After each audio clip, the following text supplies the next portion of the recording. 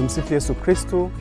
Karibuni katika kusikiliza historia fupi ya maisha ya Mtakatifu Yohane Bosco. Mtakatifu Yohane Bosco alizaliwa tarehe 15 mwezi wa 8 mwaka 1815 katika kijiji kimoja kinachofahamika kama kijiji cha Beki, karibu na mji mdogo ambao unaitwa Castelnuovo nchini Italia. Baba yake mzazi aliitwa Francis Bosco na mama yake mzazi aliitwa Margaret Okiena. Lakini pia Mtakatifu Yohane Bosco alikuwa na kakake mkubwa wa kwanza ambaye alikuwa anaitwa Anthony, kakake wa pili alikuwa anaitwa Joseph, na yeye akiwa ni mtoto wa mwisho ambaye alikuwa anaitwa Yohane Bosco. Maisha mafupi ya Mtakatifu Yohane Bosco ni kwamba alipokuwa na umri wa miaka miwili, basi alipoteza baba yake mzazi aliyefariki kutokana na ugonjwa. Basi akakuwa katika familia akiwa yeye pamoja na mama yake, na walikuwa wakiishi katika mazingira ambayo yalikuwa ni magumu kutokana na kwamba kipindi hicho basi kulikuwa kuna mapinduzi ya viwanda. Kwa hiyo iliwapelekea watu wengi wa hali ya chini kuwa katika maisha magumu kutokana na kwamba hali ya vitu ilikuwa ikipanda gari na baadhi ya watu kushindwa kumudu katika kuishi mazingira kama hayo. Basi katika mazingira hayo ya umaskini, Mtakatifu Yohane Bosco aliweza kuanza kazi za kufanya mashambani katika umri mdogo ili aweze kupata kipato ambacho kitamwezesha kwenda shule, kwa sababu alikuwa anatamani kwenda shule. Basi katika maisha yake alitamani kuwa padri ili aweze kuwasaidia vijana na hasa vijana ambao wanatoka katika mazingira magumu. Basi tunaona kwamba aliweza kufanya jitihada nyingi katika umri wake kutokana na kwamba alikuwa na vipawa vingi.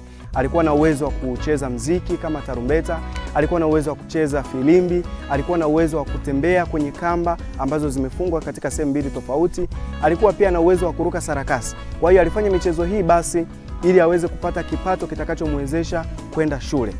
Lakini tunaona katika maisha hayo, katika umri wake huo, aliweza kupata usaidizi wa padri mmoja aliyekuwa anaitwa Father Komolo, akaweza kumsapoti katika kumpeleka shule.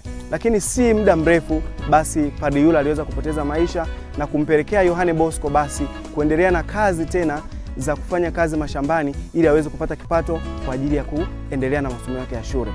Akaendelea na shule na baadaye tunaona kwamba aliweza kujiunga na seminari ambayo ipo nchini Italia, huko katika kijiji cha Chieri.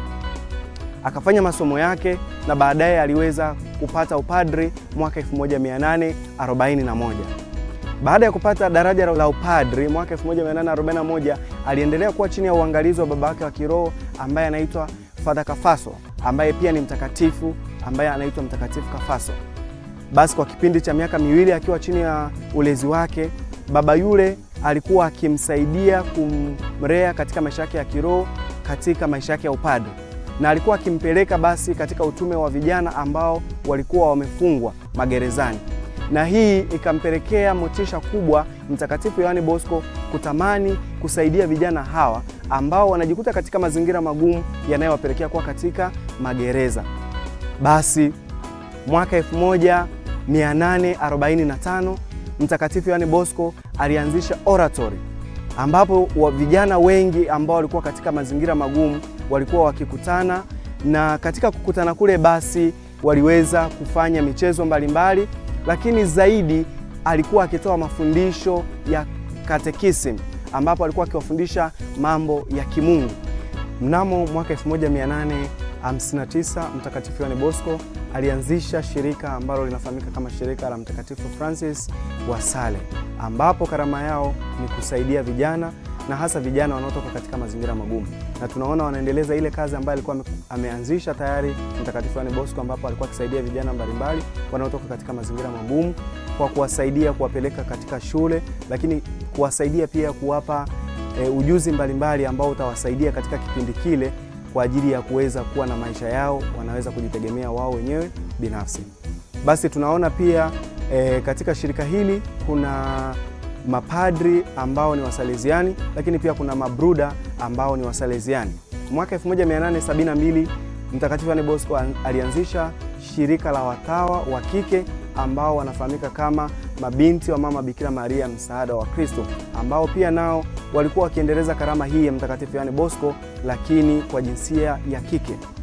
Tunaona basi kwamba Mtakatifu Yohane Bosco aliweza kusaidia kwa kiasi kikubwa katika kuwalea vijana, kuwasaidia kama mwalimu, na katika mafunzo yake ya elimu alikuwa na mfumo wa kuzuia, ambapo mfumo huu una nguzo 3 ambayo ni dini, akili pamoja na upendo.